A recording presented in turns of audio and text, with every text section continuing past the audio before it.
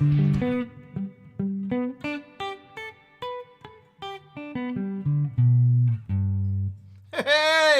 we're here. We're live. It is.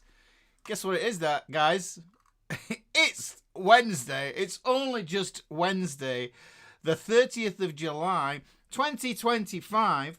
Eyup FretHeads. It's me. It's Ricky here. If it's your first time here, let me know in the chat, and we'll say hello. Oh, hang on, I can hear myself echoing here. That's good though, because now I know that my mic is actually working. You know, because sometimes it hasn't done in the past, and and it's getting complicated. Is this whole tech setup that I have here? It's quite tricky sometimes managing it. I do feel a bit like Lieutenant Uhuru in the old. I love saying that. It's quite cool to say Uhuru. In Star Trek. We are back for a Wednesday guitar class at the old USS, UK Enterprise, not Enterprise, good ship, Ricky Comiskey, Ricky's Guitar, Wednesday guitar class. We're here. Anyhow, that's the one. Let me know if it's your first time here. We'll say hello. That's what we do here, because we're a cool little community here.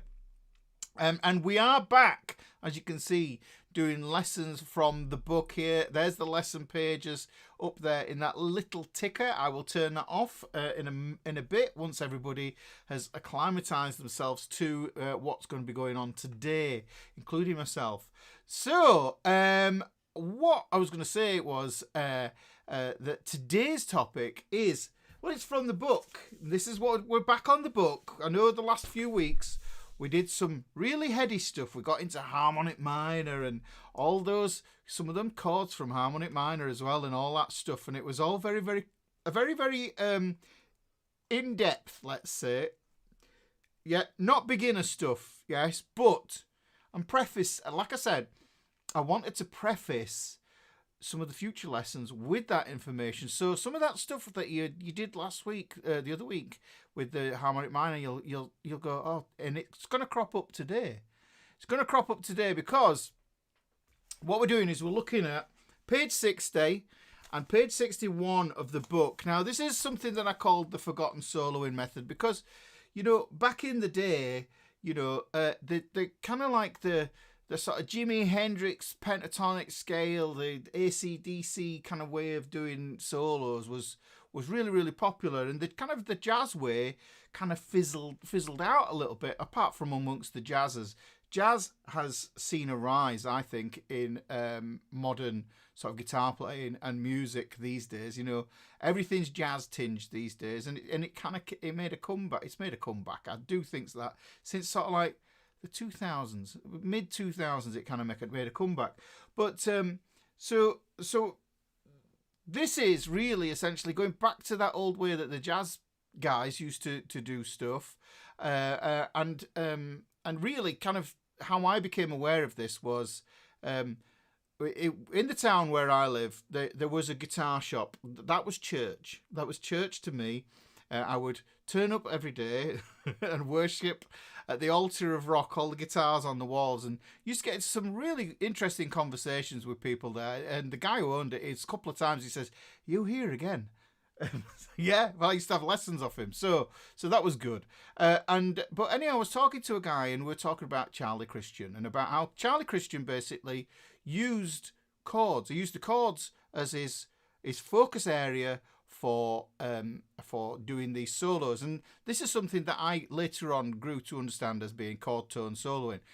And the funny thing is that when I got into the guitar, it was just like I wasn't interested in shredding. I wasn't interested in rock. I wanted to be a blues guy. That's what I wanted.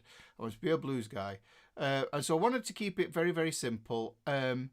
But then I heard Pantera and Slayer and all that stuff, and I got into all that. Long hair down here, and then what happened was I remember this because I found a VHS, Frank Gambale, and if I remember, let me remember what it is. Was it what it was rightly? I think it was Monster Licks. I think it was Monster Licks and Speed. Speed picking. No, sweet picking. That was it. Monster licks and sweet picking. Really early VHS. I'd love to find it now and have a look at it. Probably be somewhere on YouTube. But the thing is, what it did towards in that is it explained something that I later on kind of thought, so hang on, this is just caged arpeggios. These are just caged arpeggios, and then I split it down, and then I thought, hang on, these are just cage shapes, which I already knew because my teacher had shown me stuff from Joe Pass. Joe Pass is the guy with the cage system. On here online, what you'll get is you get folks that say, "Oh yeah, Joe, cage system and blah blah blah." It's like, you don't need the cage system. Well, Joe Pass, go. Well, you can't talk to Joe Pass now, but I mean, if Joe Pass is the guy who's really accredited with saying, he's called it the C form, the A form, the G form, the E form, and the D form. So really, on the shoulders of giants, really, we're all doing that, and we're all picking these bits up. So Joe Pass, I connected that with this Frank Gambale thing. Yes, now if you don't know, Frank Gambale is this Australian whizzer on the fretboard. Yeah, he's super fast. He was in a play. I think he played for Miles Davis, or if I'm not mistaken, but I know he played for Chick Corea. Yeah, so jazz fusion guitarist, insane chops. Insane, yeah, and apparently a very, very, very lovely guy as well. So there you go. So this led to this kind of how these things all amalgamate and then they brew and stew in your brain. So this is the method that I'm going to show you that I kind of came up with and discovered through Charlie Christian and Frank Gambale. And probably a few other things besides. But, so the idea of this is to get us into this chord tone soloing, guys. And like I say, I think this is the easiest way to learn how to chord tone soloing. Yeah, like I say, I'm going to show you the complete method today. And I know it says you can learn this in one day. Yeah, you maybe in this one lesson you might learn it, yes. But, so you'll learn it, but you won't master it. Yeah, so it's a YouTube title, guys. Yes, yeah, and I do think, yeah, it'll take you a lifetime to master this, and you'll keep on playing it. But the thing is, this is just one approach, that you want to mix and match into pentatonic scale playing. You might start to integrate this, because I think this is a good start as well if you want to go on later on and understand triad pairs, because that's something that's wonderful.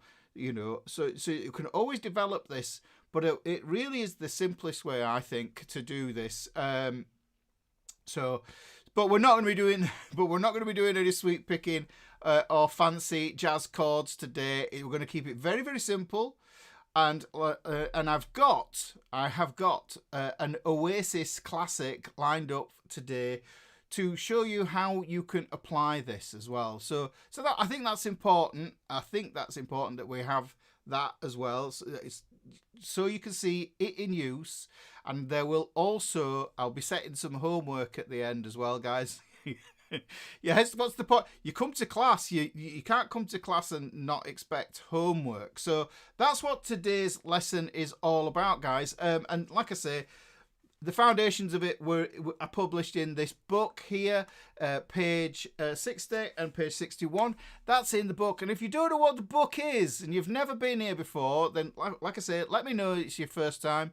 But you can get the book just here. You can get the book there in my store there. It's available as paperback, spiral bound, or you can get it as an ebook. And if you get it as an ebook, you can join the free community that I have. But in the learning section of my free community, you'll find that all the lessons in the book, all 80 of them, are all in there. And it's just nice and easy to get to instead of scrolling through YouTube, and then next thing you know, you're watching a man pulling earwax out of his ear. So it's just keep you focused, guys. So that's how you can get the book there.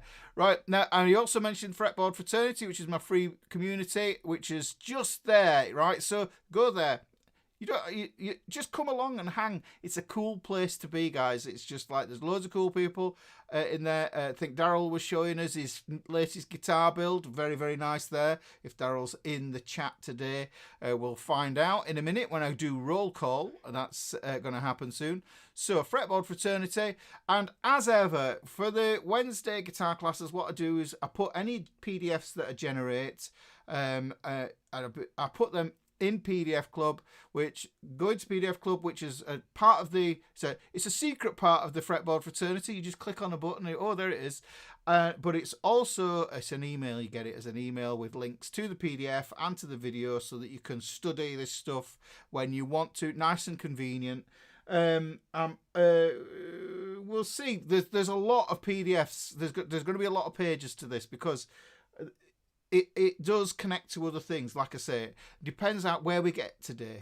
There's a lot to get through with today, and that's what we're going to do, right? So, but if you want to join PDF Club, that's how you join PDF Club. If you're interested, you want to check it out, just go to that link down there.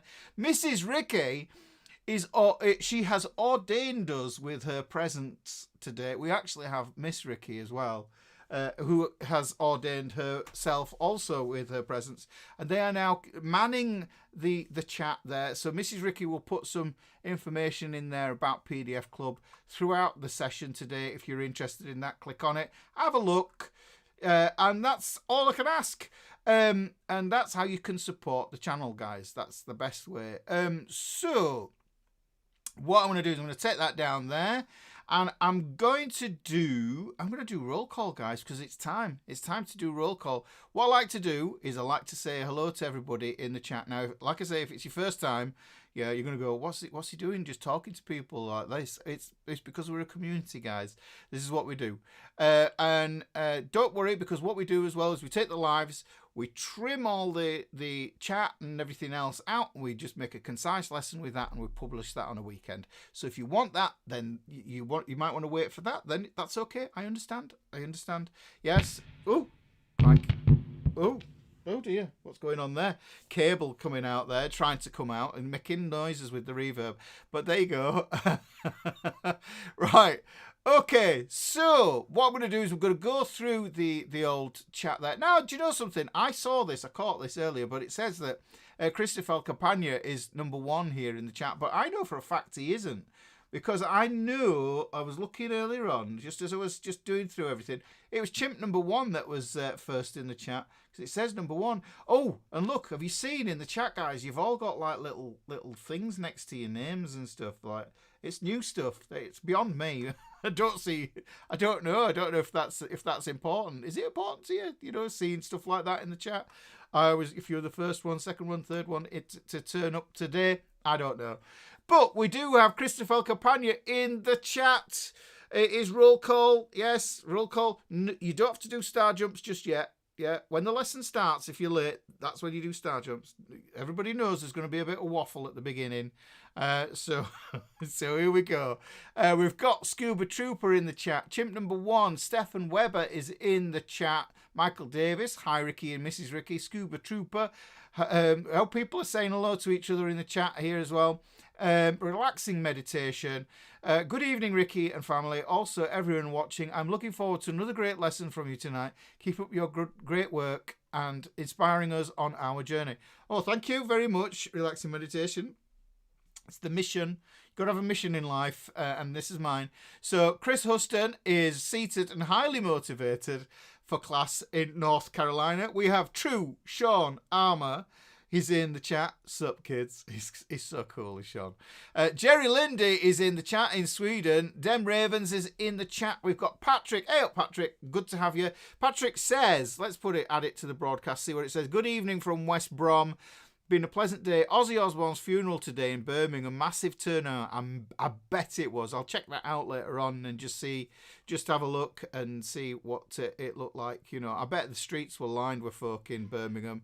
Sad day for music. Very sad day for music. But we've got to think that of all the music that is out there that we can listen to at any time we want to, and I think that's one of the things, you know. Rocket is in the Bavarian forest where it is raining. That doesn't. I don't know if that sounds good. It kind of sounds wilderness like stuff. Wingo, hey all. We've got Winston Moy in the chat. Roger Smith as well. Eric Collingwood. William Shepherd. It's William's first time. He's from Kentucky. Hey, everybody, welcome, William. There you go, William. Welcome to the Wednesday guitar class. Good to have you here. Thank you for taking your time to come out and, stay in and be with us. It's a good way to do it, a good way to spend your evening, I guess, as any. David Doherty, sad day indeed, but what a legacy.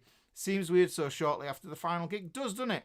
I don't know if you checked out Youngblood singing one of his songs at that gig. I thought it was a fantastic performance. Changes, I think it was, if I'm not mistaken.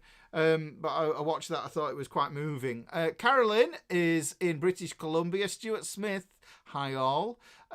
We also have Maria Muggs Davis. You've changed your profile picture, Maria. We like that. A good evening, all. Thunder Ace, my OG, in the chat. There we go. Give you that as well. Create Love Happy. Hey up, everybody. Cameron here from sunny Cali. Oh, let's go. Edward Plomp in the Netherlands. Book and guitar ready. That's what we want to see, Edward. Wayne Johnson. Hey up from Cowtown.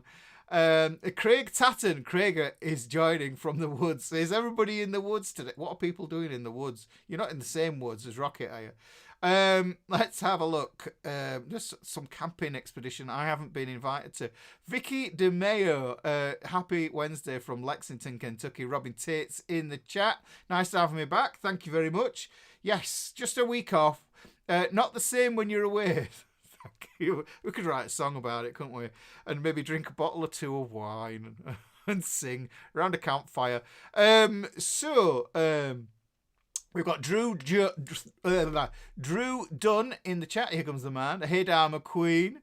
We've got the Analog Kid. Hey, yay. Shauna TV is in the chat. John Carver is in Durham. Nancy Parsons. Hello, Nancy. David Boy in Ontario. And it's sunny. Oh, we could do a bit of that over here. It's a bit overcast. So what else we got? Oh, and there's Mrs. Ricky in the chat. Yeah, she's here. Wayne's Music World. That's what we're on. Party on, dude. Bill Travis, ready to learn. We have Doug Fuller in Massachusetts. Alan Mackey. We have JB in Poland. We also have Annex in the chat. Tim C. We have Mike Allen. Hey up, lovely to see you. Looking so marvellous, my friend. Eyup FretHeads, it's great to be in your company again. A big hello to you, Mrs. Ricky. There you go. I love this. Yeah, that kid's in your rock and roll hair. Yeah, Phil Osborne. Hello, FretHeads. Turge, I hope I said that right. Kalleberg in Norway. Good to have you. Bill T from CT USA. Lawrence O is in London. We've got Al Wentz in the chat. I had symptoms of withdrawal last Wednesday. Good. Absence makes the heart grow fonder, or so they say, and we'll go for a bit of that. Elizabeth Azard, Liz from Connecticut. Is Mum with you? We'll find out, I suppose, in the chat. Shauna, it's not you. Look at Shauna. She's trying it on. It's not her first. Oh no, she's put not there. I thought that's where she was from. It's not Nottingham. It's New York, isn't it, my darling? There we go. But there we go. So it's not your first time. Why did he even put that up there? John. Oh, John's here. Hang on. John's here. Hey up, old lad. Welcome back.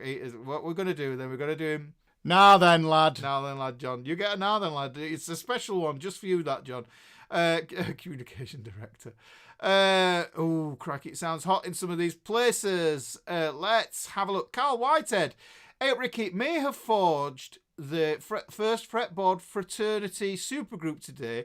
Hey, Patrick, watch this space. Love and respect from Sonny Nunny. Oh, you'll have to let us know what's going on. We'll fill us in at the end of the session, Carl. Let's have a listen. We can have a little chat about that in the end credits. That would be really nice. Yes. Oh, and I broke Bill's brain the other week. I'm sorry about that. Dick Plump. Hello, everybody. Is the book ready? Scott Simmons, Colorado. I'm getting through this list. William Shepherd, we said hello, William. Let's see who else is here. Lawrence, so Wednesday is turning out to be a regular family night for me, so I'll be dipping in and out. But with the last few super lessons you are on a roll, looking forward to digesting this one. Thank you, Lawrence. Yeah, I understand. Yeah, family time is the best time, really. Telefunken, good to have you. I haven't seen you for a while, I don't think, or maybe. Well, it's been a couple of weeks at least. Small water feature. First live stream since I got my book copy. Excellent. Now it will all start to make sense. You can apply the books. Because the thing is, the reason I do the Wednesday classes, I start doing them from the book, and I know I've been integrating a few new bits and bobs, but that's, because I've done a lot of stuff from here. This here, what I like to do is I'm going to take the lessons that are in here. So if you've seen these already, then what I'm going to do is I'm going to expand upon them and extend them and connect them to other ideas. That's what it's all about, connecting the ideas in the book together. Chimp number 1 says something really, really important, actually, and I would do a round of applause for this, because I think the thing is your button bash? That's the like button we're talking about here, guys, And what you also need to do is to make sure you don't miss a Wednesday live, is to make sure you wallop the subscribe, which should just flash up there on the replay there, and make sure you have your notifications on, because if you just don't have notifications on, it won't send you an email to tell you I'm on. But here you go. Oh, look. Oh, hang on. Jerry Linday. He has a new Pacifica Standard Plus arriving tomorrow. New guitar day. Jerry, you're in Fretboard Fraternity. I'm sure you are. We want to see pictures. We want to see pictures of your new guitar. New guitar day is a day to be celebrated. Anton is in the chat as well. Cat Bubba. Glad to have Ricky Wednesday back. I'm glad to be back as well. Robbie says, RAP Aussie, hoping to finally get my head around the chord tone soloing this time. I hope so as well. But look, take your time with this. We'll maybe take a few watches. Yes, you might get it all in one go. Like I say, it's very simple. But we'll get on with that in a bit. I'll just finish this roll call. Dark Gent is here. Who else is in the chat? Greg Barrows is in the chat. I like that. Thumbs up. YouTube Music Portal. Hey, Mrs. Ricky. Ricky Kaminsky. Hello there. Wayne's Music World. Says, I want to play like Jeff Loomis and Randy Rhoads. Well, you're talking 3-note per string scales there, mate. You're talking the aforementioned Frank Gambale, Monster Licks and Sweet Picking VHS that I mentioned earlier. That's the kind of thing you're going to need with that. There is something called the Loomis method, but I think that's for drawing faces and heads, which is completely unrelated, but it just popped up in my head randomly, like things do. Phil Swan's in the chat. I hope the photo of my fretting hand was okay. Look forward to seeing what you come with. Yeah, well, we'll check that out in the old Fretboard Fraternity. I haven't had that much of a look in there. Actually, I've just seen that there's some new things for unread posts in the channels on the side there as well. So if you check those, you see the numbers at the side, then I think that's what that's about. It's a new thing. So Major Pentatonics in the chat. We all need the cage system. It's on YouTube, Sean says. Oh, wonderful. Frank Gambale. Yes, Shane Coyne, good morning, everyone, from Melbourne, Australia. John, Burt Whedon. No, Burt Whedon. I do have a Burt Whedon book somewhere, and it's got like a weird-shaped pick that came with it, with the original pick. Would you believe it? I thought that was cool. Picked up at a car boot sale. Me as Me is in the chat. We also have Irene S in the chat. Who else? Matthew Lee is in the chat. Hiya. Hi to you as well, Matthew. John C. from Ireland. Still reeling from the loss of Ozzy. What killer guitarists he had. He did. He knew how to pick them. He definitely knew how to pick them. Rob K. Greetings to you all from Netherlands. Ready for class? I hope so. Ingo Null. Good morning, guys. Oh, is it morning? I don't know. It depends where you are, Ingo. I thought you were ahead of us in Europe. Probably an hour ahead. But we'll see. Robert Kennedy, I like the cage bit. I've been studying that lately and it helped my playing greatly. Yes, it's amazing. It's amazing as the cage system. It really does kind of give you a framework. There's nothing there, is there? There's dots on the front. It's not like a piano. You look at it and you go, well, where is everything? It's like on a piano you go, oh, it's just one line and the white keys, black keys, and you go, all right, okay, you can see there's a symmetry to it, and there's oh, hang on, but you look at guitar and you go, what? No, hang on, we've missed this.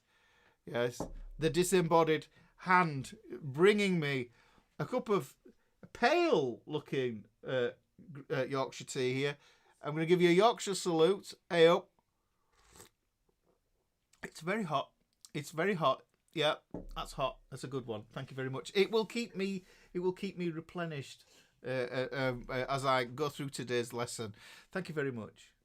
Okay. So my knees hurt. Give me a whole step, rah rah rah, whole step, half step, rah rah.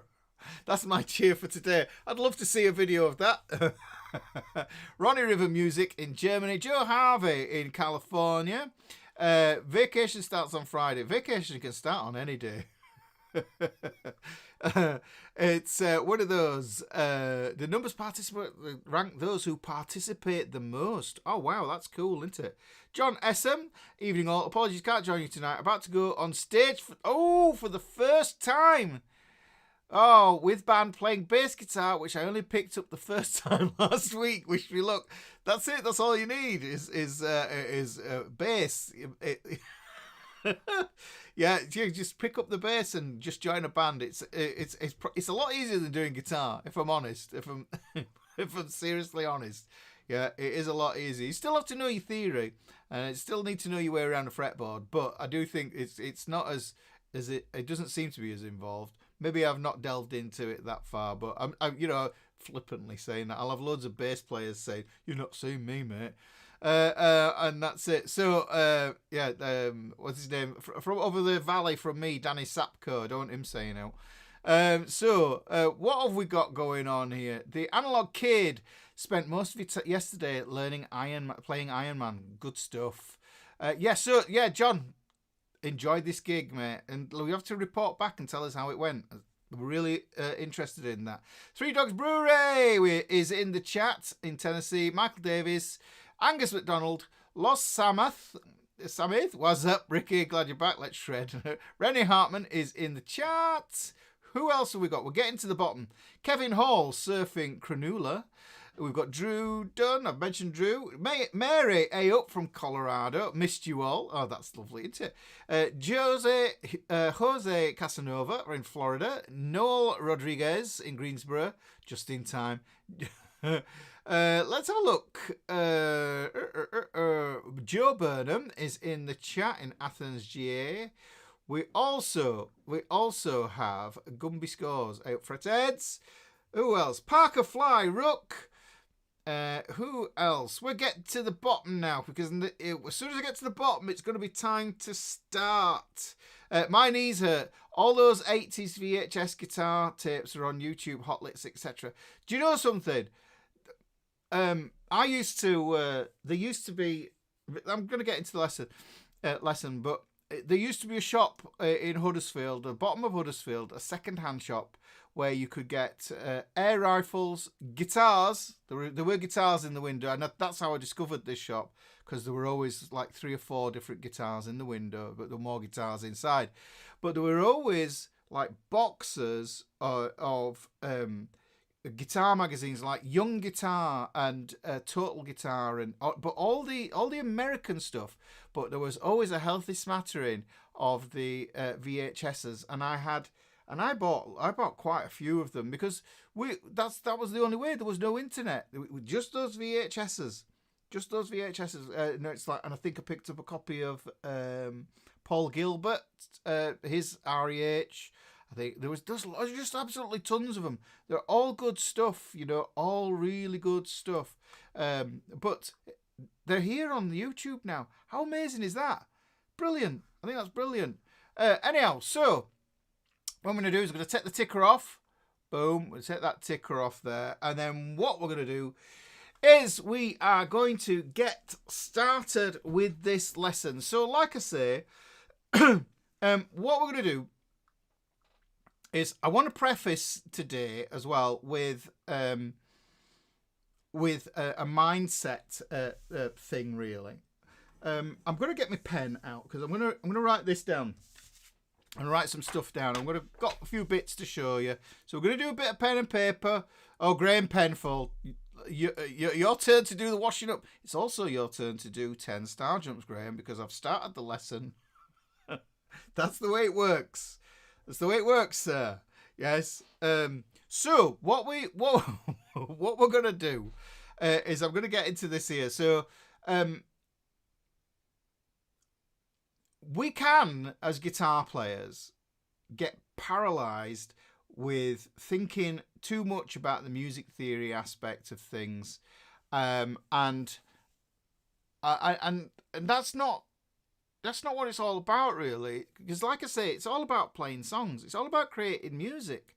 So, really, that's what we want to do. And in my mind, it's basically, it's not really what you can do. It's what you can get away with. Don't you find that's a lot of things in life? Because the thing is, eventually, what happens is, I always think done is better than perfect. Yeah, because if you've done it, then you have an idea. You can talk about it. You can run it back through your mind, and you can reanalyze where you might have gone wrong or where you could do it better. It's always like that. It's like the first pancake. You know, when you do the first pancake, it always comes out weird, doesn't it? The first pancake. But the thing is, when you do the next one, and by the time you're onto the last pancake, you think, "Oh, I've mastered this. I've got it." And this is the way that this kind of thing works. So a couple of things that I want to really put in front of you first, and that is, and this is actually in my Kickstart guitar course as well. It's about simplifying chords to play the song, to blag the song, yeah, to get away with it, to cheat, yeah, and it's okay as long as you serve the song. Nothing else matters, because that's all that matters is the song. Really, you know, you will get the chord police, you will get the scale police that say, "Oh no, you don't play chords, you got to play the note play." You don't. No, none of that. Right? There's none of that. Patrick says, "I've heard guitar players don't need theory. Some players don't need theory. Personally, it's made my life easier. It's enriched my guitar playing. And do you know what? I love the mental chew toy that it is, because I want to know the subject of music.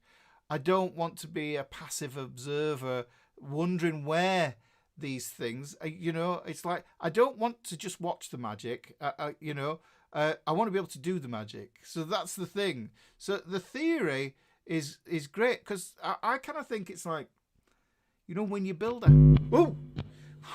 that scared me. When you build a house, you want to know where all your bricks and your timber and everything is. You don't want to be like guessing and then running off to try and find bits. It's inefficient. And I think the thing is that the whole job of theory is to enable you to be efficient in your learning, and also to communicate with other musicians. Because if you have the notion that you want to jam with others and you want to share music with others who are on other instruments, on guitars, or all of that, yeah, then you will have a better way of explaining what it is that you're doing or you want somebody else to do, so that you're on the same page. Okay, so that's what I think. That's the thing, really. So the thing is simplifying chords to blag the songs, and that's what I'm saying. And the thing is that the example is that a lot of guitarists don't realize that you can take a chord like, look, so if I do this, let me just switch it over to this. So pen and paper. Let me put this here. I'm going to put my guitar down before it makes rude noises at me again. So what we've got. So here's the thing, right?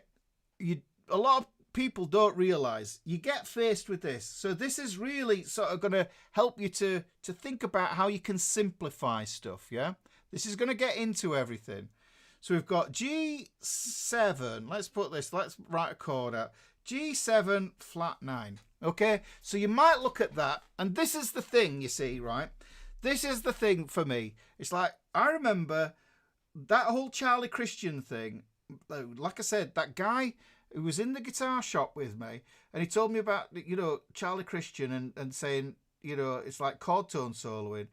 And then what happened was I saw these chords like this, and they scared the pants off me. Because the thing is, I just thought they looked as if they'd be hard to press down on the guitar. The fact of the matter is sometimes these fancy chord names are easier to hold down than a bar chord, right? Okay, so this is what I'm saying. So what we could do is we could take that, but what we must do is we've got to equate that. This is its fancy name, but at its core, it is a G. Okay, it's a G, right? That's what it is. When you boil it down, the triad of this chord would be a G, right? This bit is extra. Now, the thing is, if the song is dependent on this extra bit, and that sound is really, really important to give the song its personality, you will hear the difference and you will miss that sound. Yeah, so that's the caveat that I would say with that. Yeah. So that's the caveat I would say with that. So if you don't know a G7 flat 9, just play a G. Now, really, what I'd probably want to do, which brings me to what I kind of think of as the sort of 8 rules that we can use. Right, let me put these here. So rule number 1, right? The rules that we can have. You can remove numbers from a chord, okay, from any chord. So you can remove numbers, okay. So like I say, it's a G7. Is this right? I could do it as a G. I mean, like I say, I'd probably just keep it as a G7 because a G7's pretty simple, okay. Flat second, right? Yes, Sean. It's a flat second, flat 9, whatever you want to call it, really. So here are the 8 rules that you want to do. So you can remove these numbers, okay? So if something's like say for instance, let's do something simpler. Say it was a G13, yeah? We just get rid of the numbers. Just get rid of numbers, and you're left with your G. So you can take the numbers, right? Okay, right. So the next one is you cannot remove sharps or flats directly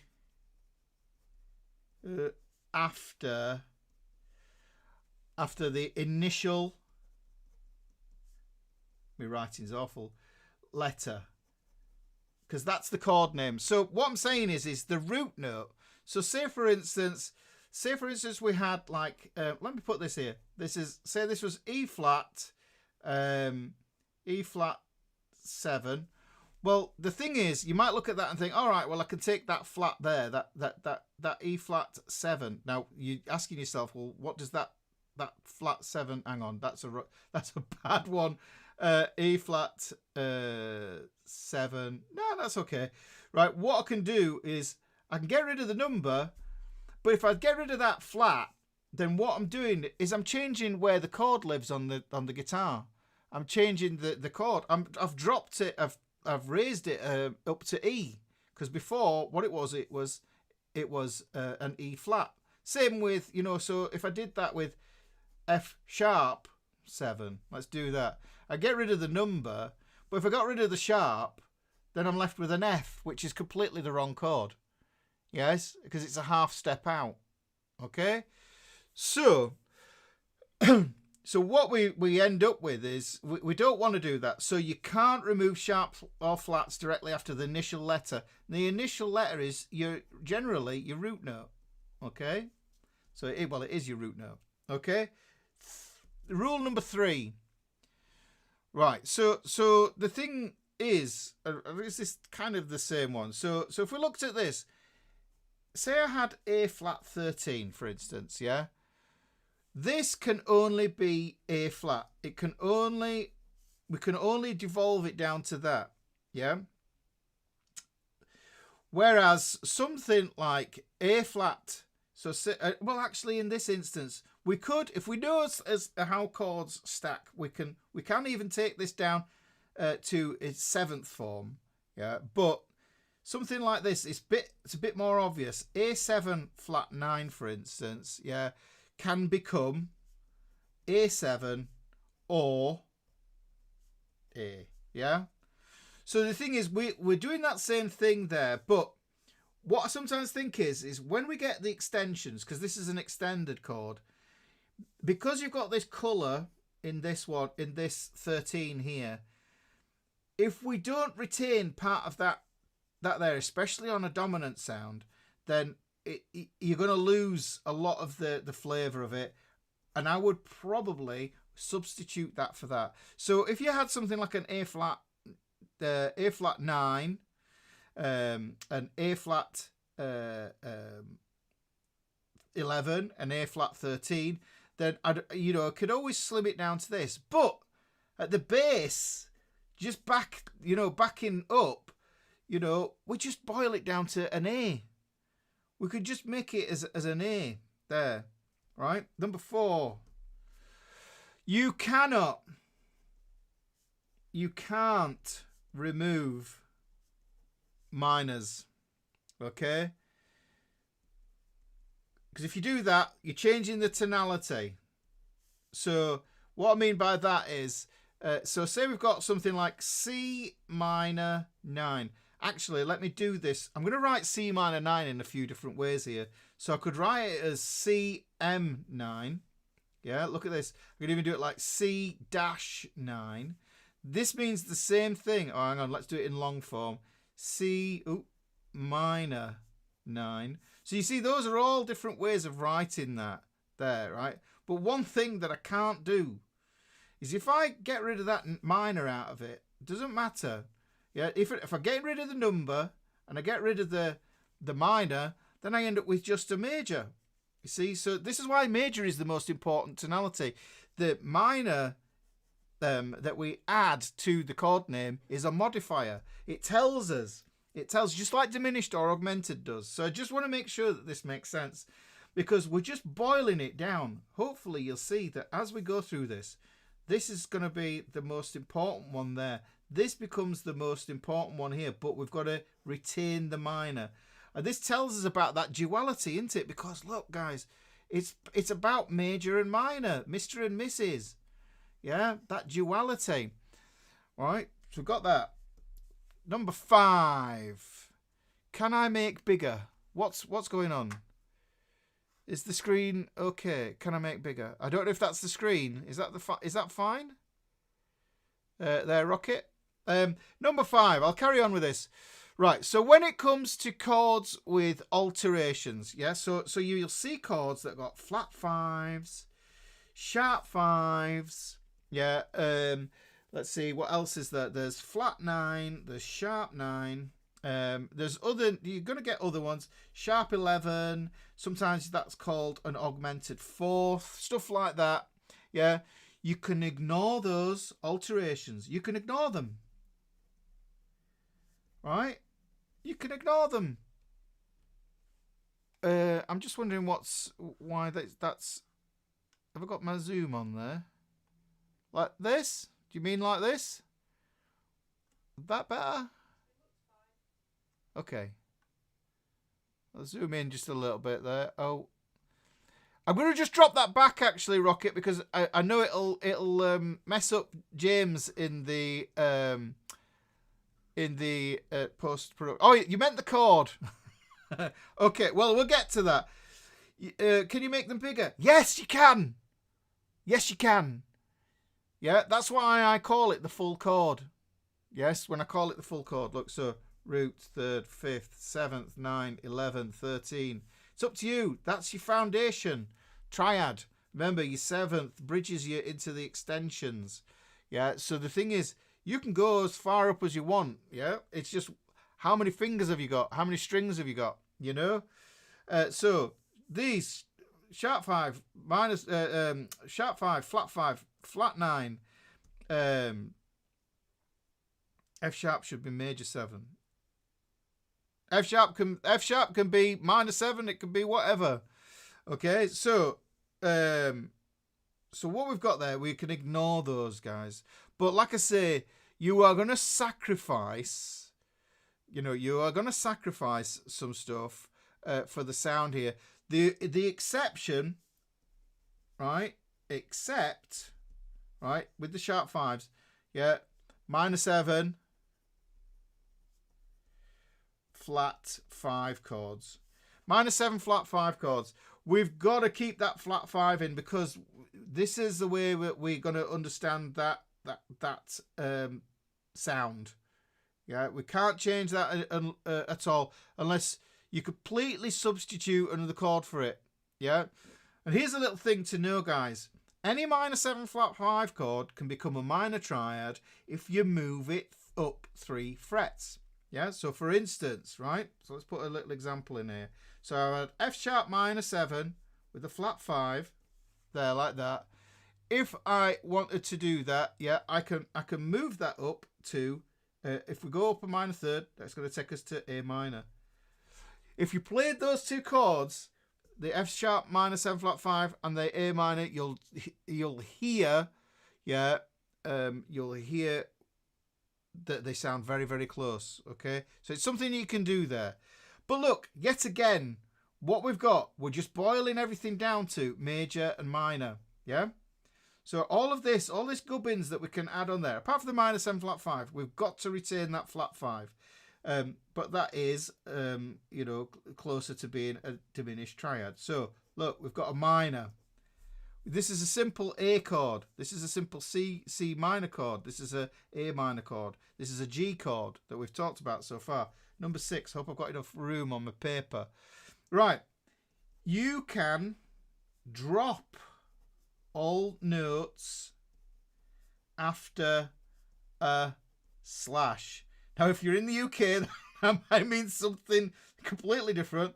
But what I mean is, if you see a chord like this, A slash C sharp, yeah, I'll give you another example. D slash F sharp, yeah, you'll come across the names of these chords. What we do is we get rid of everything after the slash. We just get rid of that. And we end up with a D. We end up with an A. That's how we do this, okay? So that's the easy way around that. Number 7, okay?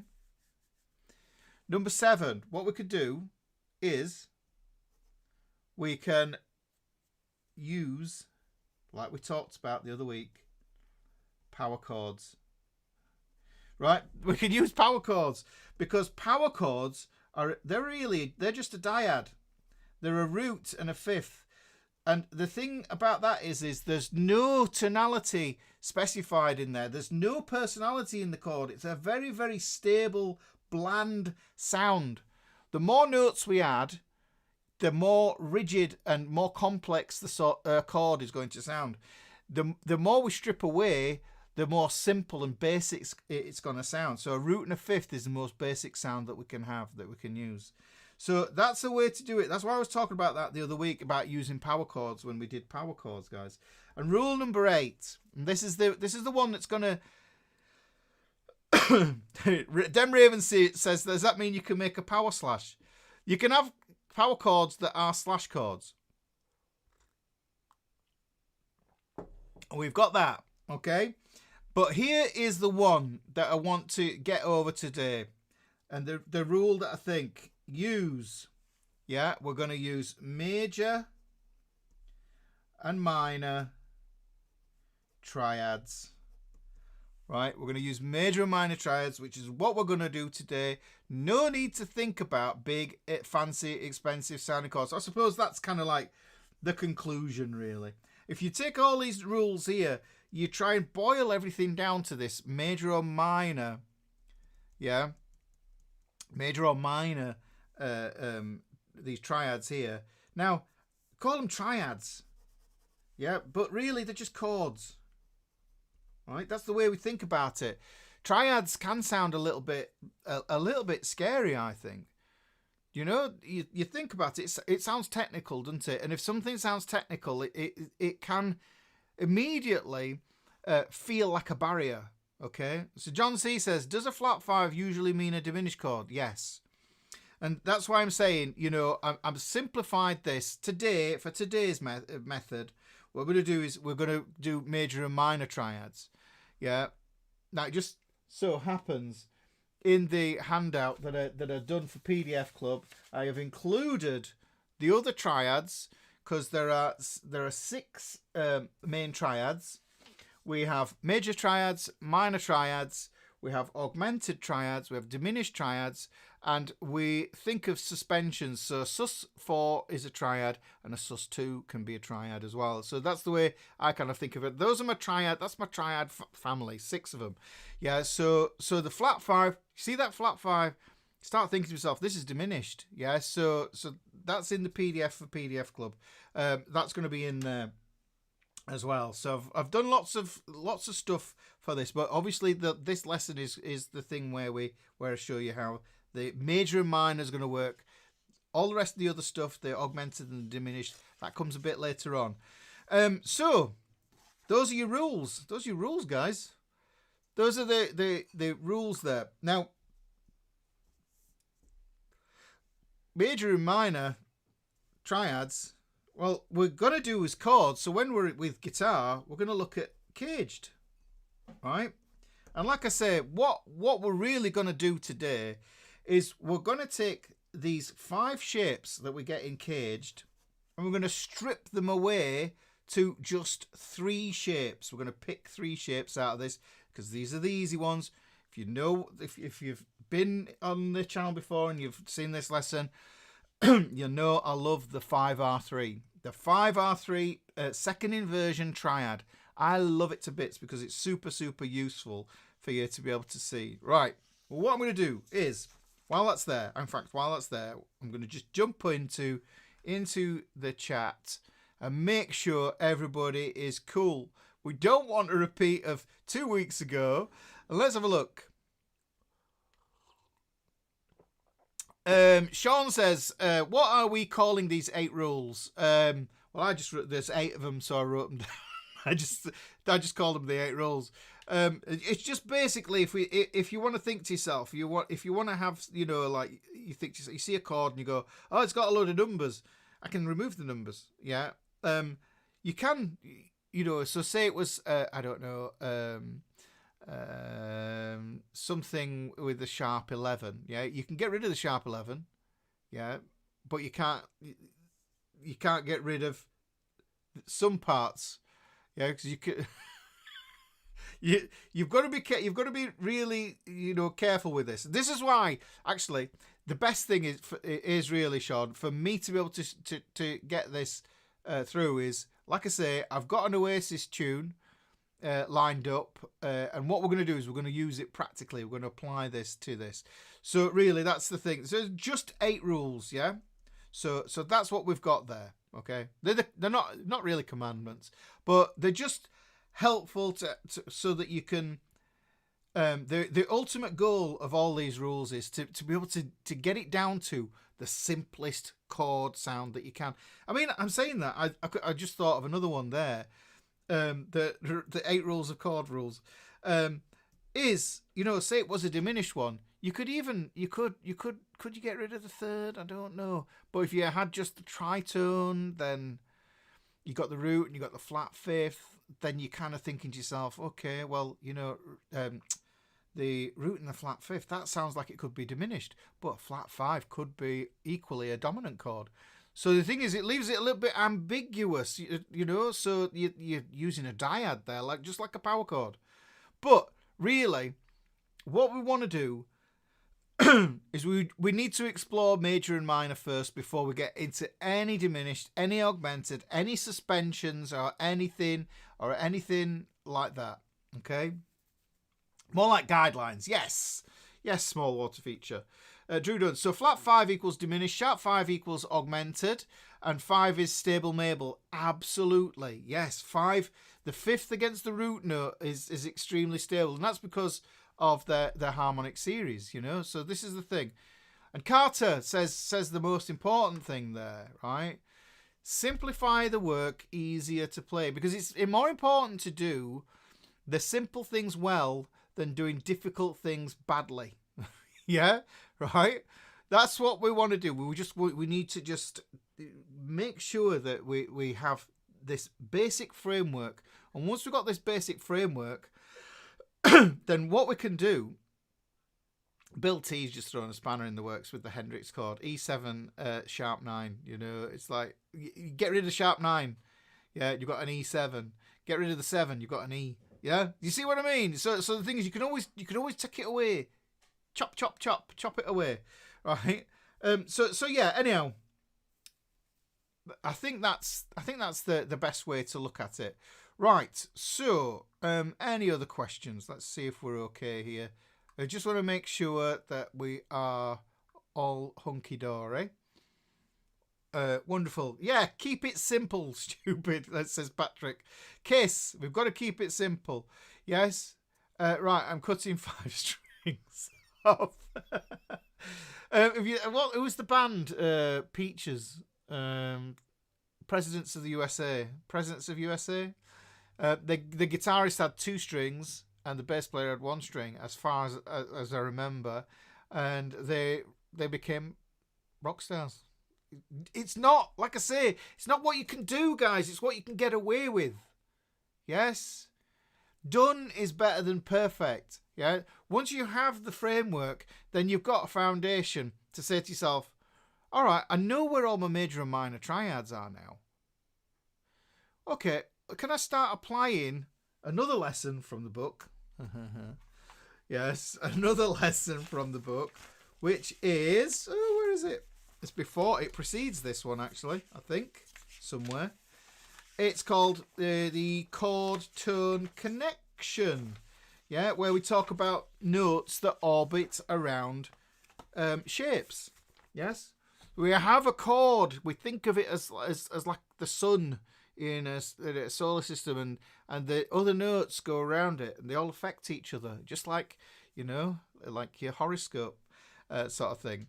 8 rules, the Chuck Norris effect. Well, you know, if Chuck Norris was playing these chords, obviously none of the numbers and none of the flats or sharps would turn up because they'd be too scared to. So there we go. Yes, don't let perfect be the enemy of the good. Can you just stand there with the guitar and make everything? I'm sure people have done that on stage. Dave SVT is late. 10-star jumps, my friend. It has to be done. Yeah, tell me when you've done them. And we'll crack on. So what we're going to do is we're going to pick out the 3 shapes. Now, if it's your first time, then this will be new to you. Where's my pieces of paper? Okay. So what we're going to do is, like I say, we're going to pick out 3 shapes. If you've been here before, you've seen me do this before, but it's always good to refresh it. Yeah. And we're going to talk about 5R3 shapes. Yeah, the 5R3 shapes. So these are the 3 shapes that we are plucking out of the cage system. Yeah, so we've got 5 shapes: C, A, G, E, D, right? And what we're doing is we're going to look at the E shape, we're going to look at the A shape, I'm going to look at the D shape. What I'm going to do is I'm going to put these, and I'm going to put these in a little bit in the middle here, so we can see there's some space around them, because I want you to be able to see a bit of space around them. And then once you get that idea with that, then you hunky-dory. Right, so these are going to be my major. These are my major 5R3 shapes. These ones, right? So let's put this one here. This is going to be my E shape, guys. 5R3. Right? So we've got a 5R3 there. That's what we're going to do. Now, what we do is we can also, if you look at this, actually, you can see we normally have an open string there if we were playing it as an E major chord. But this is a transposable, movable shape. Okay? The movable shape. So what I'm going to do is I'm going to move this over. And because I moved it over 1 string there like this, what I get is I get 5R3 again. You see? So these are my shapes. This is an E shape. Yeah? And this is an E shape. This is an A shape. And the last one we're going to have is a D shape. And you'll notice that the root note for that one starts out. Look at that. E shape, A shape, D shape. It's nice how they move over. They ratchet over. They ratchet over like this. So they're going to give me the fifth, the root, and the third there, right? So this is how these work. And these are the basic shapes we're going to use, okay? When you think about these the three master shapes, but what we get is we get the first sort of evolution or devolution is going to be the fifth, the root, and the flat third. And that flat third is what makes it into minor. So that's a 5R3, major third, 5R minor third, flat 3. Okay, so this is why this becomes minor. So to do that, what I do is I do exactly the same shape, fifth, root, third, but instead of putting a major third there, I have to go back. Yeah, I go back 1 fret. That becomes a flat third, just there like this. Okay, so we do that there. Let's do the same thing. I'm going to call this the E minor shape. If I can write E minor shape. Look, the root note's still in the same place. It's not changed. Yeah, it's on those string sets. And somebody says that, Paul B, string sets. Yes, exactly. Because the thing that we could do is, and this is what I was saying about the Frank Gambale thing, was the arpeggios, the triad arpeggios in that VHS thing with the little booklet. Yeah, it showed you how to make these it showed you how to make these as 6-string ideas and 5-string ideas. But once you start playing them, you start to see the chord shapes. So here we go. A shape. This is going to be A minor shape. Okay, root note goes there. So we've got the fifth, got the root, and then we've got that third that should be there. But what we're going to do is we lower it 1, gives us the flat third just there. That's nice and easy to see. And then we get the D minor shape. There's the open D string there. Let's put the fifth, the root on. Third should be here, but we need to go back 1 fret to make it minor. And that gives us that shape there. So these are the shapes. These are shapes, guys, that we all play. Let me bang the old banjo on. Apologies for that sound. I don't know why it's doing that. I'll have to check out why that's not latching correctly. Right, okay, so we have technology. We've got the first shape, and this is what I want to show you guys, that this is a transposable idea, is this. Now, it's very easy to see that's an E major chord. And if you're a beginner, you know, this is one of those bunches of chords that you're going to learn from the get-go, yeah? One of your cowboy chords. So we've got this here, but the thing is, if we're only playing these 3 strings, which is important, Paul actually said it there. Where's my colours? I'm going to get my colours. Because it's easy to look at this diagram and think it means all of the strings, but it doesn't mean all of the strings. Okay?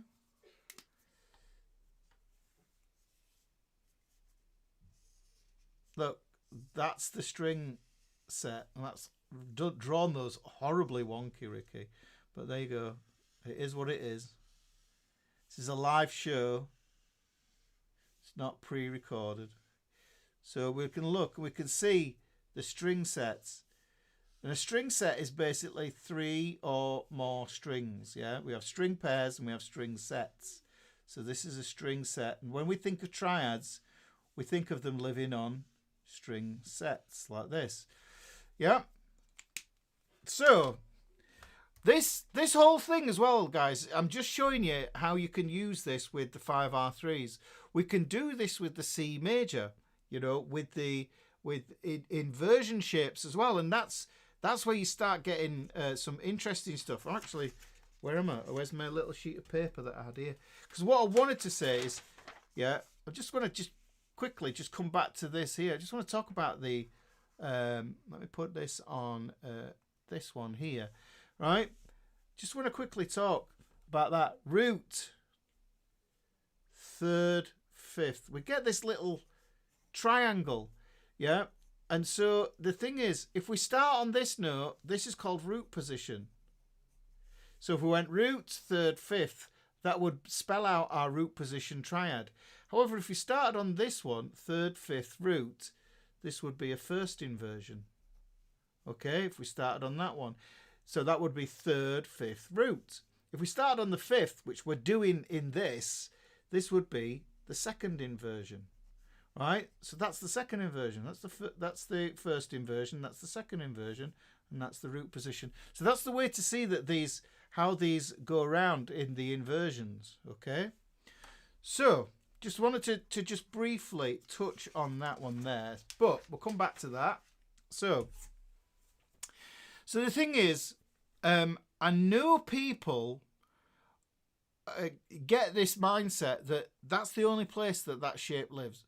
Yeah, you might even get to the point where you go, oh, hang on, I can play it as a bar chord. But what you see is you just see the whole bar chord. You don't see that this shape is actually movable.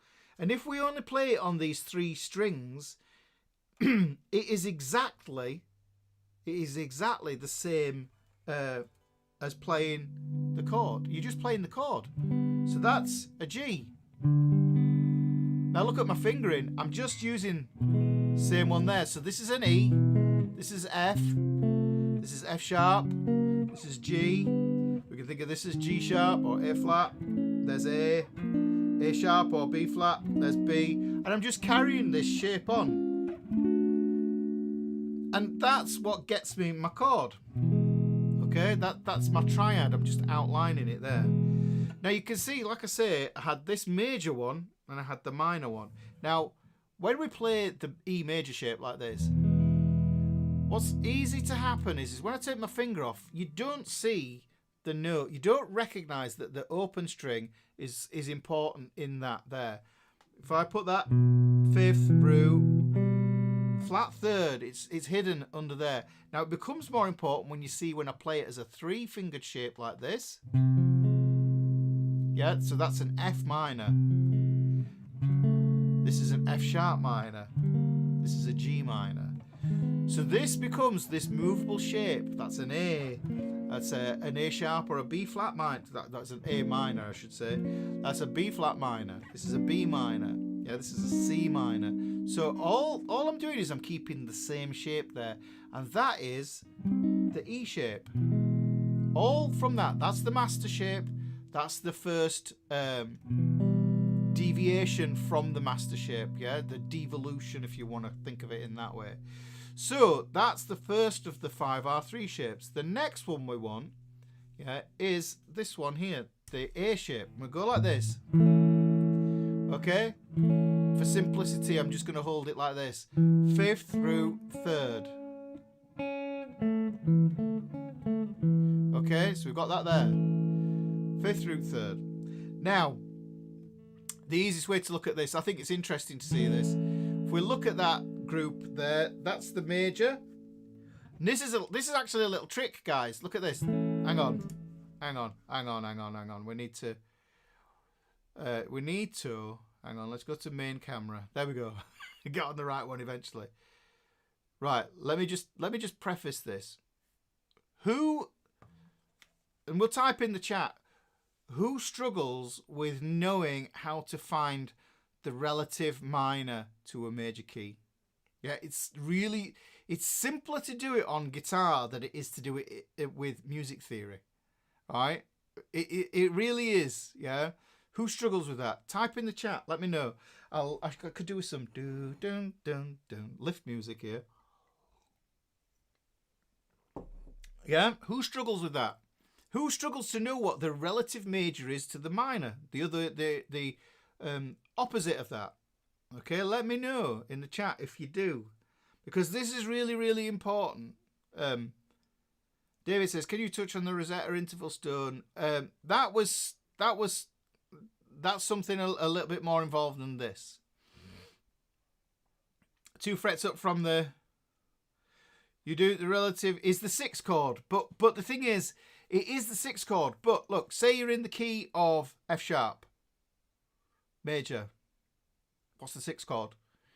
You have to do the mental maths to figure it out, okay? Now, like I say, there are some things up that are better. 3 frets up, this is even simpler than that, Rocket. Yeah, this is even simpler than that. Yeah, I think I did this as a 4 back in theory. Okay, right. Let's look at this and I'll show you. I'll show you how this works. Let's scooch over to close-up guitar here. Right, okay. This is a tangent, guys. This is a tangent. Okay, right. And I'll keep it very simple. Look. There is the major chord. We are assuming that this is... We're assuming that this is the tonic. Okay? We are assuming that this is the major key, chord 1. Okay? The chord that defines the start of the key. Yes? There's lots of different things that people are saying here, yeah? Lots of different ways, but this is simpler. I just want to show you. Right? Now, if we know that this is 5R3, okay, what we're going to do is we're going to tap into that inversion thing that was going on.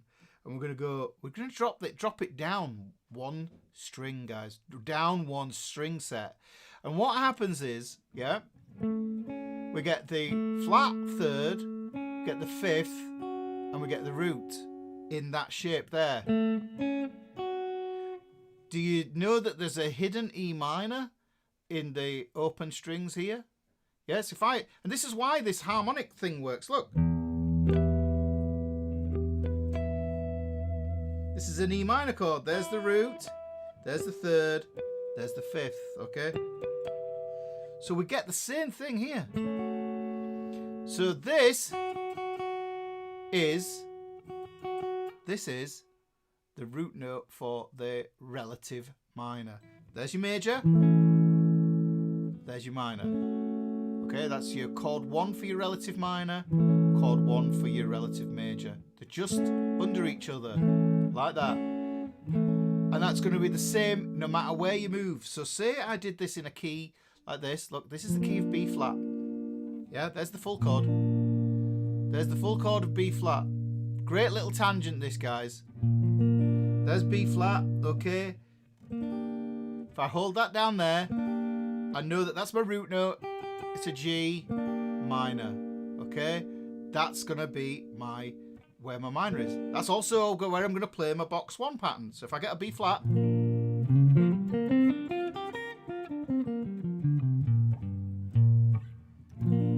it's the simplest way to see this, okay? B flat, C major, 5th root 3rd, 5th root 3rd. So don't forget where the root is there. The inversion is showing you. Okay, there's the 5th root 3rd. There, right, okay, so that is the root note of my key. It's the root note of my tonic chord, which is the first, is the chord 1 of the key of C major. There's the shape, just to show you this. But watch this. Watch this here. Move it down here. That tells me there's my root note for my chord 6, which is also going to be chord 1 of my relative minor. So that's my relative minor. Just there. Same shape.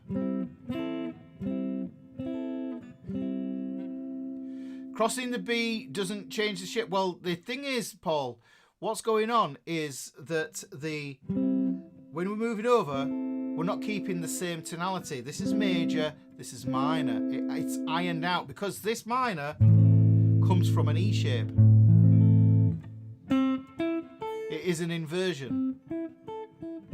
So we've got that there. Look, you get a key like somebody says to you, okay, we're going to play in the key of, let's do this, D flat major. And you go, all right, okay, just find box 1 of the relative minor and you know where you're at. And you go, oh, well, where the hell is that? You go like this. There's you find your chord. And look, remember, all you need to do is just go, you go like this. There's your G. Your A. And like I did before, actually, with the E minor, the open D, G, and B strings, there, guys, those are a G chord. Look, This is the root, open G string. Yeah, the B is the third, and the D is the fifth. Okay, fifth through third, right? And I could do those harmonics there, yeah? So look, someone plays a G chord.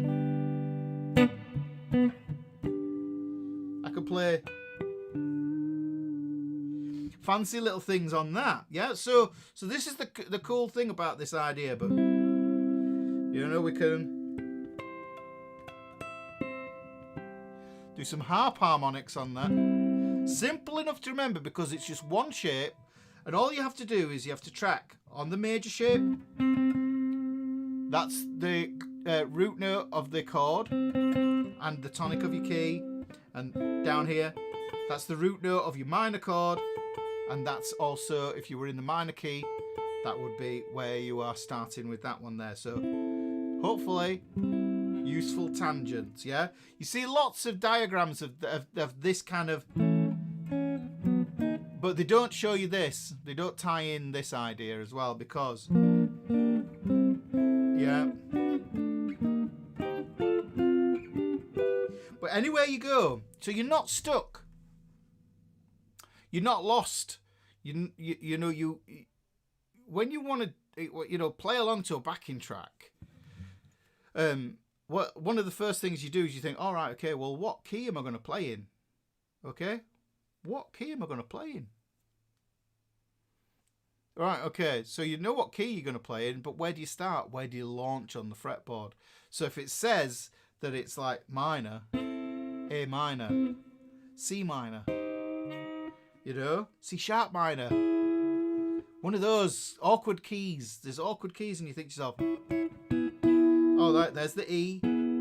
The relative minor is C sharp minor. Okay, so hopefully don't over-egg that, because it was just a little tip, just a little kind of friendly tangent. We like a tangent or two on the channel. Let's go over to here. Right, so here's what we're doing here. Okay. So now I know, you know, you're going to start to see this in a different manner as well. You look at that A shape there, right? And I can see that was from a C chord. Now, but what I'm going to do, now we're back on track with this business here. Yeah. So that is my chord that I'm playing. Okay, that's the chord that's in my song that I want. It's a C chord. I'm not just stuck here. Yeah, I'm not stuck here. I can think to myself, I'm using the shape as well to help me. So G root string is major, high E is minor. Yes, Paul. Yes, Paul. Spot on. Okay, so we've got that there. Now, what I can do is I can take this. I can know that's C, and I know that's going to be C minor. Okay, you can hear it. Listen, happy, sad. Okay, and this is movable. So that's A minor, B flat minor. Let's move it somewhere else. D minor, E minor, E flat minor. Yes, you shouldn't be scared because you're just moving up, using the string sets to help guide you, keep you on those there. Now, you start wandering out of those, then you might end up with some tricky situations, but we're not going to talk about that yet.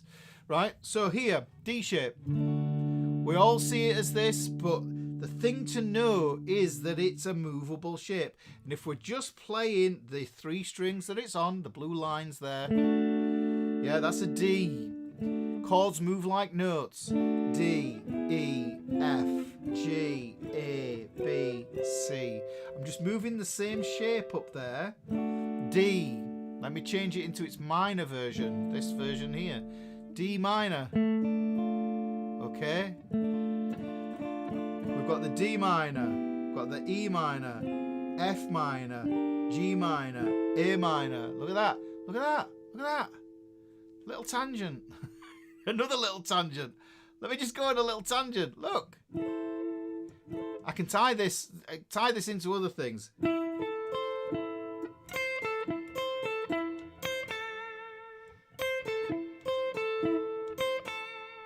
Yeah?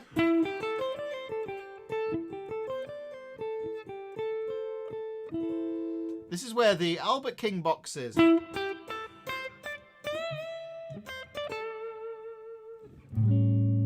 On the...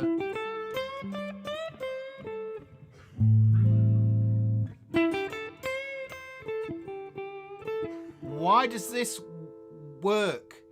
This is I'm outlining the chord. There's the chord. It's chords on chords, or scales on chords, or arpeggios on chords, guys. This is what we're dealing with. Look.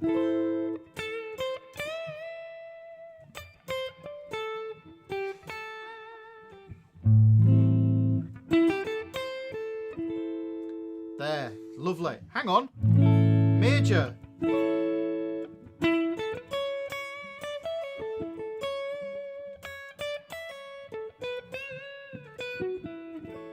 So the shapes are going to show you where your boxes are as well.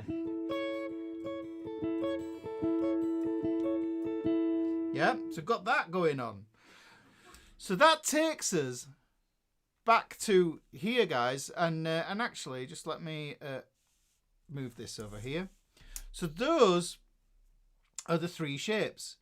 But the thing that we want to be able to do with these is we want to be able to connect these. Because there's three shapes, as you can see here, right? If I want to play one chord, then what I can do is I can play that chord in three different positions. Let me just switch over to guitar, and I'm going to take this shape here. I'm going to take this E shape, and I want to think to myself, right, okay, there's me 5R3. Yeah, Thames TV. Now what I want to do is I want to be able to move that shape quickly into one of those other 5R3 shapes. So look, 5R3, 5R3, 5R3. This is an octave lower down, so listen to that. You can hear that there. Listen to the octave that this is in. The voice that's living in. This is the same. But you hear this is slightly mellower because I'm not using that thin pingy E string here. This is thin.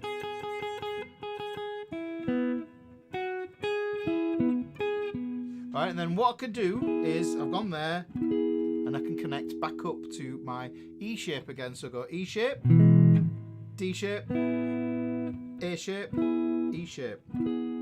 And I can move between those. And the thing that we want to get good at is moving.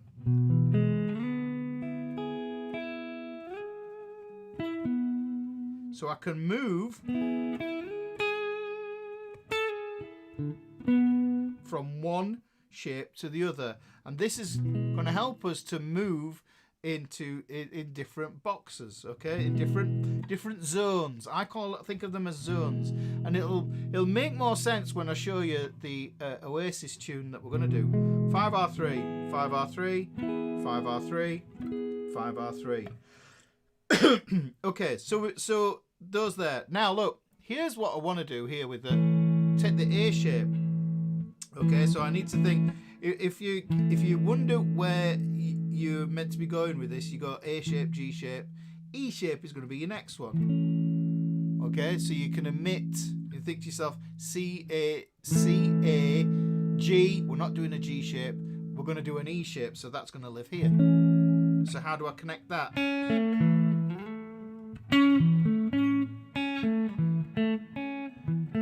5R3, 5R3, 5R3, and then we get to 5R3 here as well.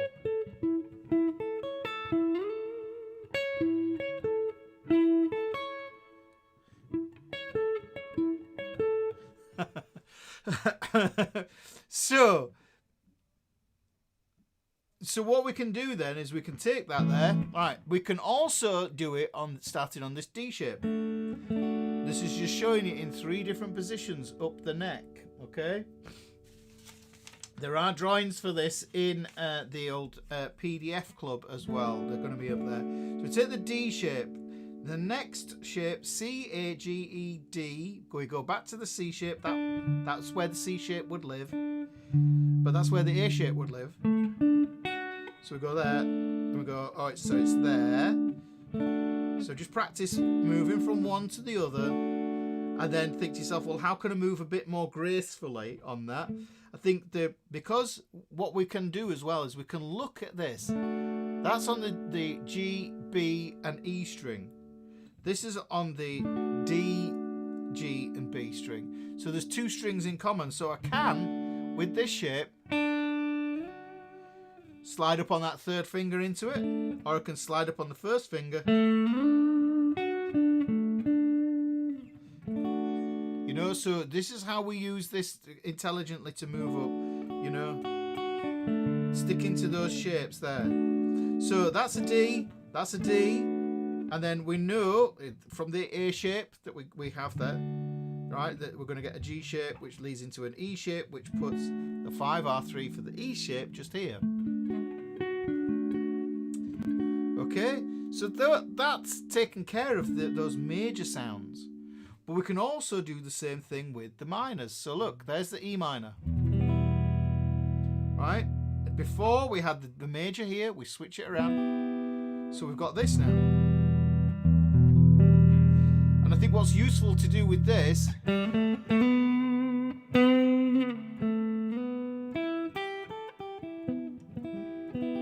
start to see where these things live. There's the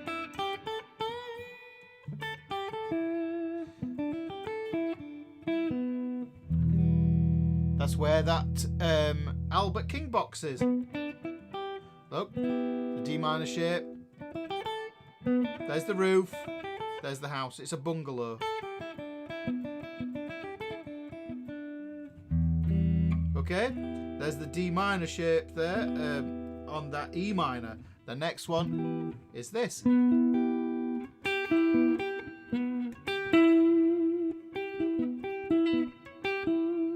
Yeah, it's the same. So you can see how we can translate that into a different area of the fretboard and get more bang for your buck when you're learning your licks. Okay, so that there.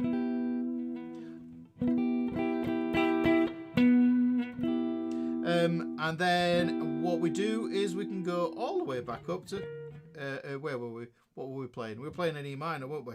There, and we're back on this shape here, 5R3. So there's lots of positions we can play that now, and it's about linking them and laddering them up. But it brings you into these different voices, and that's what we want to be able to do, because these voices, these shapes, like I said, these become our north stars for orbiting notes. Okay, right. Okay, and where are we on? Well, we're plodding on a bit here. We're going to get into this. So let's have a look and see how I'm going to pull this one up. I'll go to this one here. Let's have a look. See if we can do this. There we go. There she blows. Right. So now what we've got is we've got this song here, guys, and what we've got to do is we've got to look through. We've got to look through the song first. We don't go at it blindly. We don't go at it blindly, and I think one of the first things you do when you're learning a song or you want to do a backing track is you need to know what key you're in. Okay, so the thing with this one is, oh nope, not that. We don't want that. We don't need to see my notes. What you need to do is you need to know what key that you are in, and what we can do is we can look here and we can see the chords. I've highlighted them in yellow. This is also going to be in PDF Club, and there is a sheet as well for writing out shapes and patterns that you find are going to be the best ones. But we go through some of these, and this is what's going to give me my 3 zones. And what the goal is with these 3 little zones that we have there here is this writing looks a little bit small, and I would say maybe watch it on your TV. Seems to be a thing these days. What I'm going to do is I'm going to play these all in sort of one position. I'm going to try and get these chords as economical as possible. So you can see that in the intro, we've got a C chord and we've got an F chord. Okay, so we've got a C chord. Now, I don't want a C shape. What I'm going to do is I'm going to use my A shape. But I'm not going to use the full bar. Yeah, I'm going to use the 5R3. There's the 5R3. Now, what I also want is I want an F for this intro, and the F is going to be here. So okay, so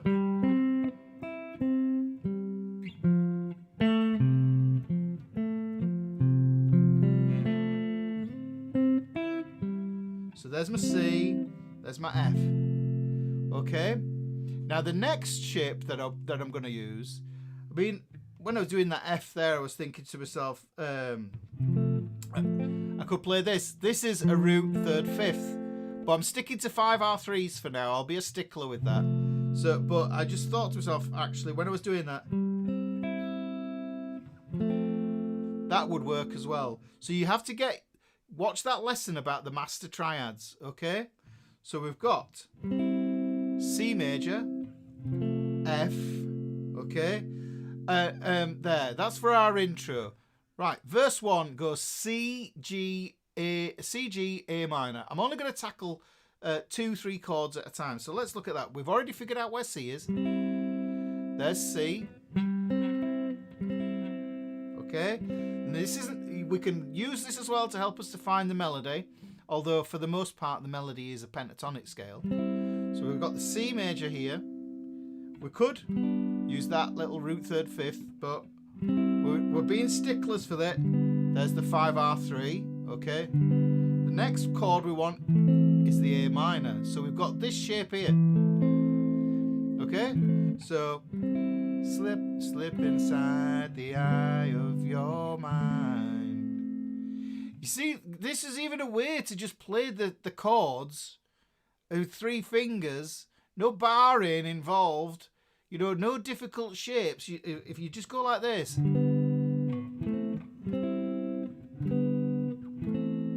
Okay, now watch how I do this one. This is interesting. And I'm going to use my D shape here to get my E7 chord. Now I said before, E7, okay?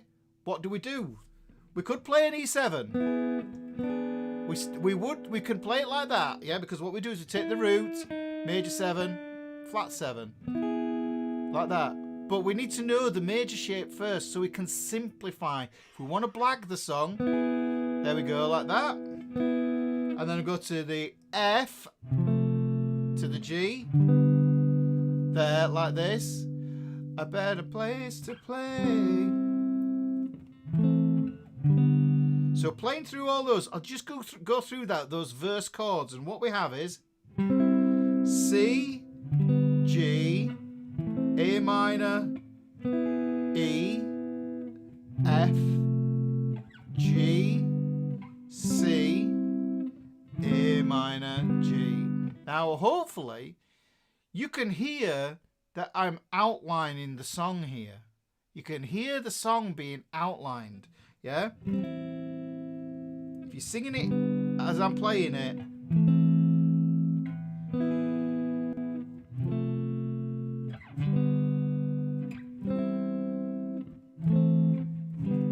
you said that you'd never been all the things that you see slowly fade away. That takes care of everything there. And all I played, guys, was 4 simple shapes, yeah? That A shape, yeah? The G, it's an E shape. So's the F. We played a D shape here, okay? Let's go through it again. A shape, we got an E shape. Got an E minor shape. Yeah? We've got all the ingredients we need for this to work. All the ingredients are in there. Right, so we've got the A minor. Where does it go? A minor. That there. Sounds a bit of an odd jump. If I might change that a little bit, then you start to know your way around it. Then you think to yourself, oh, okay, I can change this around a bit. So, but what we do is if we want to, say we had this as a backing track and it wasn't necessarily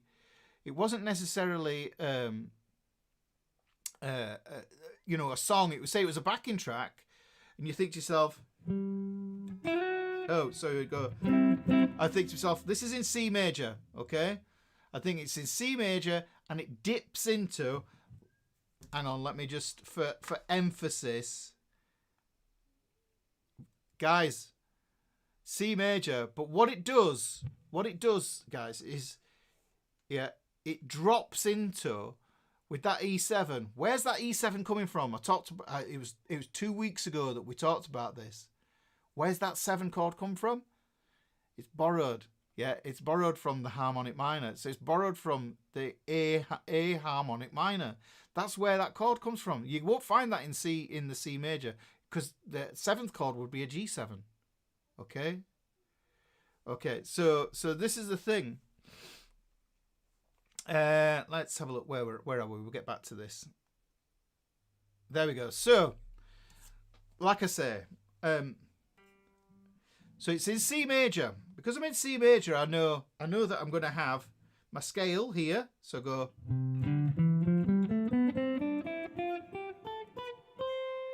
Okay, I've got the whole of the scale there. Do I move over that way? Yeah, move over that way a little bit, just a little bit.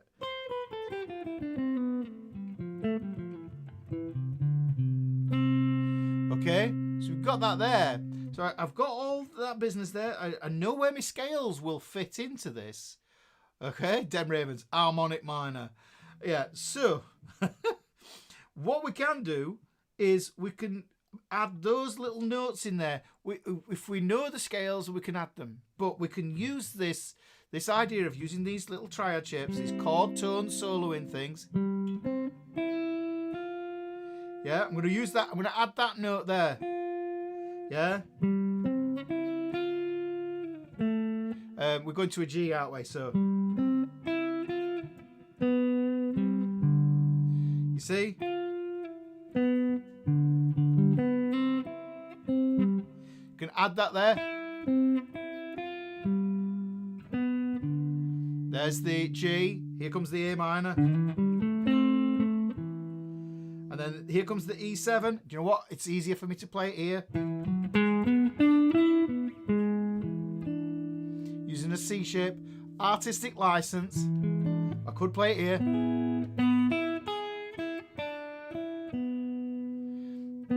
There, that's where it can live there. And I've got an F next. I've got a G next.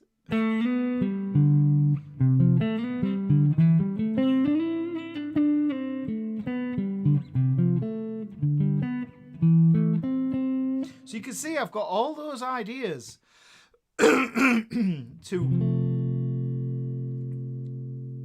there's so many choices, but what we're doing, Paul, is we are sticking them in one zone. Notice that I'm keeping everything.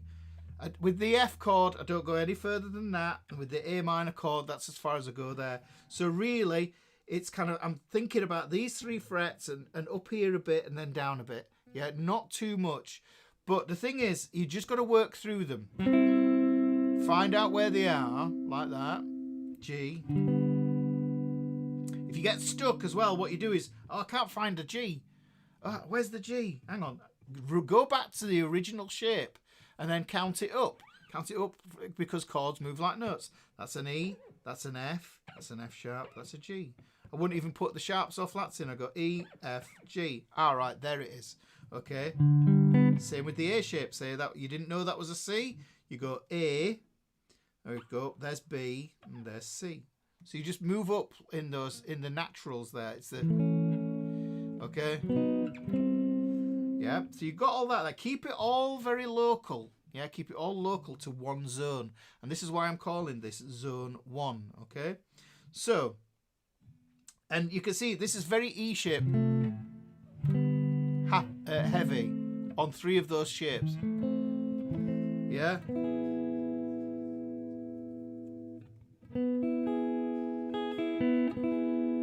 Okay.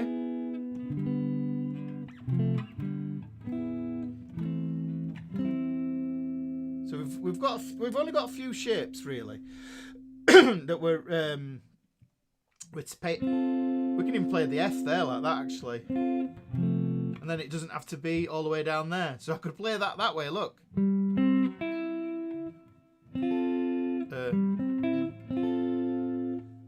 that's not the F, Ricky. There is no F in this yet. What am I about?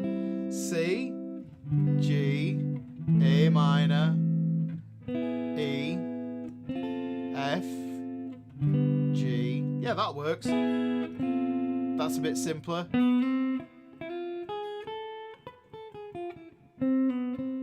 I hope your back gets better, Patrick. No, enjoy the rest of your evening. Yeah, there's the F to the G, back to the C, A minor, G.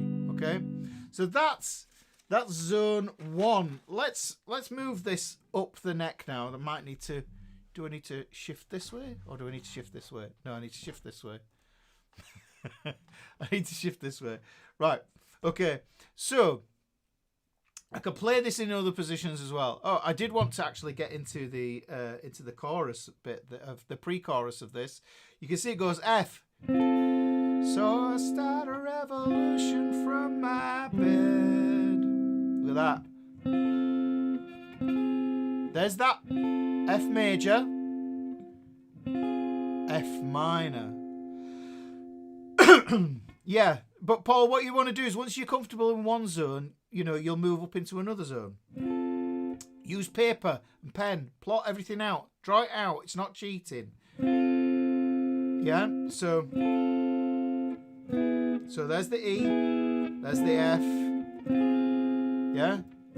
So I start a revolution from my bed, 'cause you said the brains I had went to my head. Step outside, the summertime's in bloom. Stand up beside the fireplace. Now, here's one of those tricky sucker chords. Yeah, E7 slash G sharp. Well, one of the rules was, yeah, we can get rid of the G sharp. Anything after the slash, get rid of it. And we can get rid of the number. So we're just going to go back to the E for that. So, stand up beside the fireplace. Take that look from off your face. Yes? You know I ain't gonna burn my heart out. Yeah. Yeah, so you can see. You've got to balance where the voicing of the chord is. Because that's one voice, that's another voice. So if you want that F or that F, it's completely up to you. Yeah? And then it goes to the chorus. So Sally can wait. She knows it's too late as she's walking on by. Her soul slides away. So don't look back in anger. I heard you say.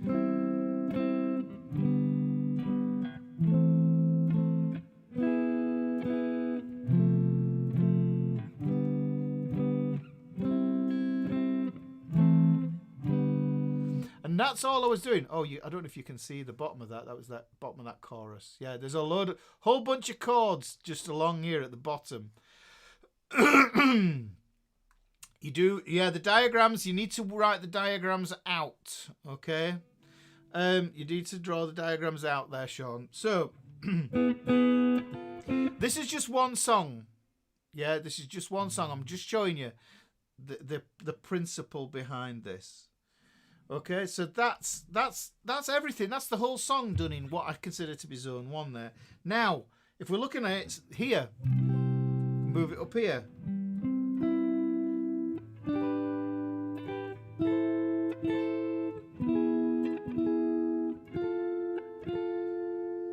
And then we go, so where do we go to? Go on that one. So we've got there, and then we need the A minor, and then we'll play that there. So you can see what I've done is I'm doing exactly the same thing here with that shape. So I start a revolution from my bed, just there like that. 'Cause you said the brains I had went to my head. Step outside, the summertime's in blue. Yes. Right, G. Go for a D shape there. Got an A shape there. So where is it? Where is it? Stand up beside the fireplace. Take that look from off your face. Yes, then we got an A minor. Cause you ain't ever gonna burn my heart out. To stay closer. Yes, you can rock it. That's the next step. Yeah, you can play the inversions to get closer. Right, so that's zone 2. Okay, we're getting on a bit here. So we've done a lot there. Once you know how to do the 5R3 thing up and down the with each note, you'll be good. Yes, that's all you need. Right, so this is moving further up the neck. I wonder if it'd be easier if I just adjust my yeah, oh, do that, Ricky. That's a bit easier. I'll just move that there. So now what we're going to do is we're going to do it up here. Yeah, so here's the song again. Here's the verse.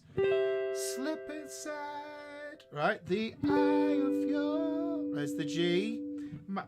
Here's the A minor, okay? Here's the E7. Yeah, I could. Play it like an E7 by root, major 7, flat 7. And then we're going to go F. There's the F. I need the G. And then I go back to the C, which is... Where is it, Ricky? It's here. Yeah? It's madness to think to yourself, oh, hang on, that's a C. But you'll... There's the other notes for the C. I'll put those on there like that. You can see the C. The C and the D in Caged intersect with each other. So we've got this. Hopefully you can see that. Look, here's the so I start a revolution from my bed. Yeah.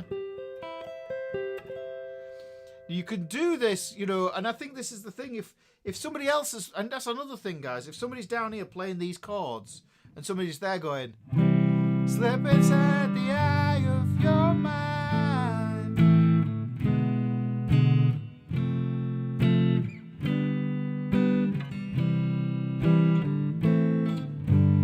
Yeah, someone's playing the basic chords. You can be up here doing. Yeah, you can go C.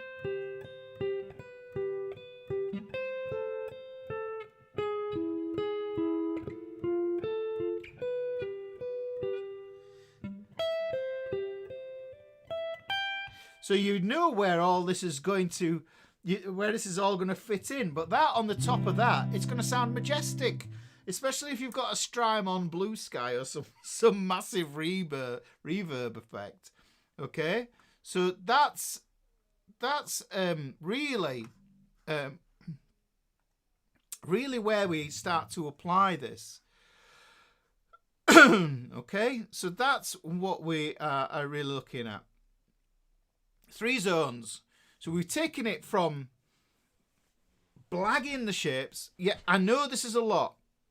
This is an opportunity to use a looping pedal. Oh, you what, ATX Viking? If you have a looper pedal, play one chord. Find it in all the shapes up the neck. Find it in the shapes. Play an E chord. Find it up the neck. Yeah, draw it out. Plot it out on a piece of paper and a pen, pencil, rubber, eraser. No, you might. Americans are going, rubber? What are you on about? We don't go near any of those, right? Craig says, I love that you've used this song for this lesson. I find it a fun one to play. Looking forward to applying this to it. I totally get this, but I will need to work on it. Absolutely. Like I said, the concepts behind the idea, there's, you know, and the shapes, moving them around, and actually applying them to the fretboard, you can do it in a day. You can do it in a day, like the lesson said. Yes, you can do it. You know, very, very easy. Yes, it takes a while to master it. That's a different thing. You can learn it in a day, but mastering it will take a long time. Well, not a long time, but it will take more time. It's just where you focus it, you know. And that's one of those things, yeah, guys. I'm going to give homework as well in this. So what I'm going to do is I'm going to ask you, have you got any questions here, guys? So let's have a look. We've got 164 watching, 130 likes. Guys, this is gold. You know it is. Yes, so what I'm going to do is get that like walloped. Let's wallop that like. And Cat Bubba says, this is the important thing. This is the important thing. We need to exploit all the voices of the guitar. Cat Bubba says, this is what I needed to help play with others. It is, you shift your chords. But what it also does is it helps you to know where you're going to find your bar chords. It's like if you struggle with certain chords. Oh, right, it's done it again. If you struggle with certain bar chords, then what you're going to do is you can swap these out. You can cheat. It just, like I said, I think it was important for me to preface the whole lesson with this idea of being able to simplify the chords down to triads, dyads even. Yeah, if you played the chords as accompaniment and you sang along, and people understood what the song was that you were singing, and they sang along as well, and going, "Oh, that was great, mate." You know, that is job done. Serve the song. Serve the song. That's number one. Don't worry about chord police. Don't worry about scale police, because everyone's out there. You could do it. You could put it out there, and someone is gonna find a way to, urinate on your bonfire. Let's put it that way. Okay. So, any other questions while we're at this? Okay. Beatles did this in And I Love Her. Yes, it's a bit of a Beatles thing as well. But it's great for your voice leading and stuff like that. And like I say, the thing with it is this is the foundation for getting into that sort of like Charlie Christian idea. Yeah, we can use this to kind of do this, and we add those orbiting notes that we've got in one of the lessons. I can't remember which lesson it is in the book. I'd have to find it, but I can't find it like that quickly. But yes, Sandy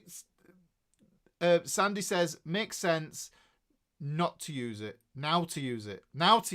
Absolutely. Without implementation, yeah. It's it's one of those. It's a strange thing, isn't it? It's like that kind of. Sometimes you need to think about something, and then in the process of thinking about it, it alleviates the need to actually do it. Yeah, does that even make sense? So that can be the case of something where you look at it and look at a lesson or something. You think, I'll learn that, and then because you've just looked into it, but you haven't put the practice in, you've got to you've got to do which you've got to do. It won't stick. Yeah, because the thing is, the more you do it, the more you acquaint yourself with the fretboard. Okay, so everybody's okay. I think everybody's okay, really, with that. So we've got those shapes there. There's more shapes. Like I say, going to be in PDF Club, and you might say to yourself, "What? There's no Phil James this week to say what's PDF Club." PDF Club's here. Yeah, so if you're interested in PDF Club, then you can find out more of that. Mrs. Ricky, can you post a link in the thing for PDF Club?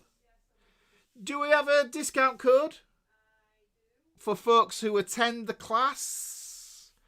Do you know something, Sean? Mrs. Ricky's just going to put a discount code as well in for PDF Club. My local teacher's got me with Benny's Bugle. Yeah, that's it. These are things. That's going to be long homework. But it's part of exploring the guitar there as well, Rocket. So look here.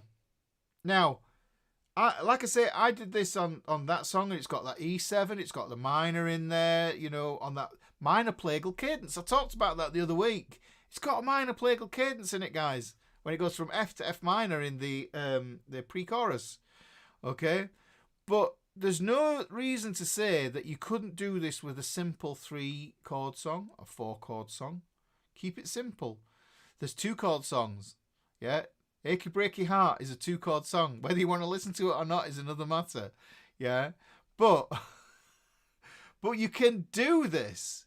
Yeah, you can do this with one of those. So that brings me to your homework, guys. Okay, I may just paste this in the chat. So what I want you to do, homework, is I want you to go to Ultimate Guitar or any of your favourite Songster, whichever site you use, and go find a song to work on. Make sure it's a song that you know well and you love. Yes, because the thing is, if it's a song that you think, oh, all right, okay, I don't like this one, chances are you're less likely to practice it.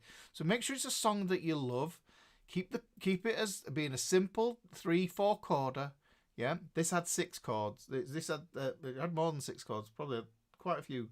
Yeah, had a few chords in this one. 6. I think it had 6. Yes, so 6 chords. So you go there, and then what you need to do is work out the key. If you work out the key, then you can work in your pentatonics as well. Remember when I did the pentatonics a few weeks ago? That awesome pentatonics lesson about the rectangle and leg guys. It's like, once you know where these 5R3s are, you can add those as well. And you can flesh it out so you're not just stuck with chord tones. You can do pentatonics as well. You mix and match, and you just stick one chord on your looper. Yeah, stick one chord on your looper, and then figure out where the shapes live up the neck, and then add pentatonics to it. Winner. You're winning. You will be winning. So work out the key and the chords, and then write them out. Write out where they live. Work them out. Yeah, like I showed you, how you can move up the neck 1 fret at a time if you need to find the position of where it's at. Yeah, draw a diagram. Yeah, it doesn't matter if it's wonky. It doesn't matter. Yeah. Then like I say, PDF Club. There's some blank sheets in there. There's some blank worksheets. And then what you do is you write them out, relevant to the song. Try and keep them close to each other in their own zones. You'll find there's 3 zones. And then what you do is, because you plotted them out on a piece of paper, you can work them out and you can look at ways to connect them. Yeah, using notes on the same string. Yeah, look which notes are on the same of the string sets that you've got. Yeah, 3 strings. Yeah, which ones are on the same, and then you can use those to slide up and connect. Okay, so we can move up and down like that, and then what you do is you put the song on, yeah, and you play along. Now the beautiful thing with YouTube is there's a little cog in the bottom, and what you can do is you can slow down things. You can slow down videos, and you can slow down songs. So if the song's too fast, just slow it down. It's very simple. Just do that. Slow the song down. And then once you've got that song, do another song. Yeah? And I always say to myself, yeah, it's like, never overdo how many songs you're going to do. Yeah, right? Don't write out a list of 20, because chances are you'll half do one and you won't go near the others. Yeah, so keep it as a maximum of 3 songs that you want to do this with. Yeah, I'd pick them and then work them all out. In the working out with the pencil and the paper, you'll discover things, and you'll have intrinsic learnings. Yeah, I'm just a guide. That's what I see myself is. I'm just a guide showing you how I see it. Yeah, but the thing is, I can stand on a cliff and show you the wonderful sea, knowing that it's like it's the shipwreck capital of that area or whatever, and you can't see that stuff. But the thing is, if you get to know the area where then you can go, all right, yeah, the shipwreck's there. If that even makes sense. So Big Steve says, I do 1 song a month. Big Steve. I love you, mate. Love you for chipping in with that. Love you to bits for that. Shall I tell you what? I do 1 song a month, right? 12 songs is like it's a healthy set, yeah. But what if you don't know a lot of guitar music? It doesn't have to be guitar music, Sean. It doesn't have to be guitar music. It really doesn't. It could be any music that you can think of. If you can discover what the chords are, then you're on a winner. and then all you do is you have to apply this. If you grew up on hip hop and R&B, yeah, there is a website called chordify.net, and what you can do with that, I think it's .net. If at first you don't succeed, cheat. Yes. Look, chordify.net. If you go there, you can paste a YouTube video in there, and what it'll do is it'll tell you what the chords are. It'll tell you it says what the chords are. Now, accuracy can be a bit off, you know, but pretty much like Ultimate Guitar or Songster or whatever, because those are written by the people, the users of the platform, then what you'll find is sometimes they might not be as accurate as you think. But then again, I've seen official transcriptions of songs that are absolutely wrong. So so Jackie says, see you next week. Yes, there you go. Marvin Gaye, there'll be loads on there. There'll be loads of those on Ultimate Guitar, actually. Stevie Wonder as well. Keep it simple though, Sean. Yeah, so look, this is your homework, guys. This is your homework. Yeah? Go to Ultimate Guitar, find a song to work on, work out the key and the chords, rewrite them so they're easy, plot them out on a sheet of paper, work through them, and look at, it will only do so much. And look at ways to connect them. Look at let me just get this one. I'm going to do this again. Look at ways to connect them. Do another song, keep going. Matthew says, help with strumming. Matthew, that's something I recently did a poll in the Fretboard fraternity, asking the folks in there what they needed help with. It seems to be that strumming is one of those things. I'm going to put on it's probably going to be after August. I'm going to put on a 6-week workshop. It won't be here on YouTube. It will be something private area. I'll have limited places, and I think that's probably the best way to serve people. And then we can go into it, and it'll be like I've got to write it all out and make sure that it's going to help people implement these ideas and actually crack them. Okay, so hopefully that helps, Matthew.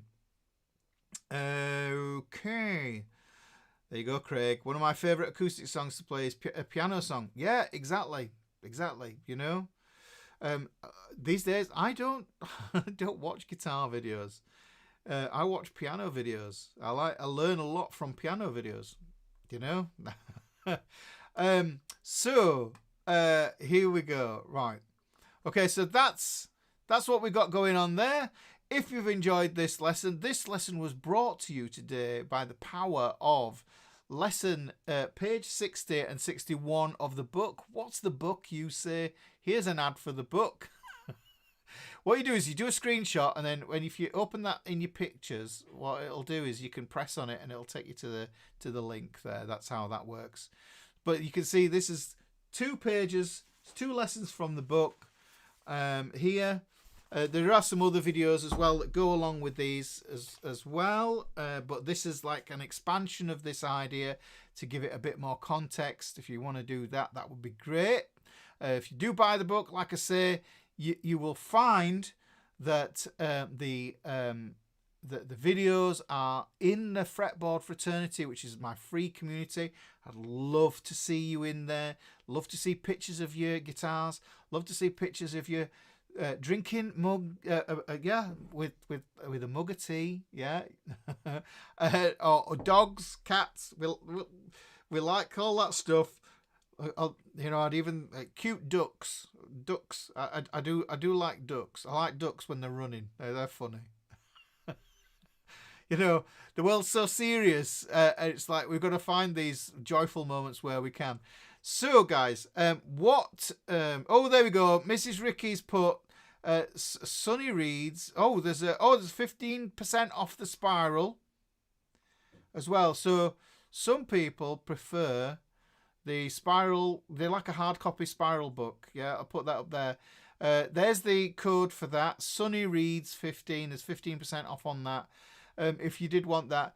When you go to the site for that, I will say, it does say paperback. It's just that they can't update that, and I can't update it, but it does. But that's the only place you will get the spiral bound, by the way. It's the only place you can get the spiral bound. You can't get it off Amazon. You can only get it from Lulu. The product description, I can't put spiral bound on it. It's just awful, but there you go. I wish you could have a picture of it. Right, so that's housekeeping done at the end there, I think. But yeah, like I say, join the Fretboard fraternity. I want you to remember, guys, if you are feeling discouraged with your guitar playing, remember who you are playing guitar for. Yeah, you're playing it for yourself. Yeah, I say this every lesson just to remind you, you're playing it for yourself, for your own pleasure, for your own enlightenment.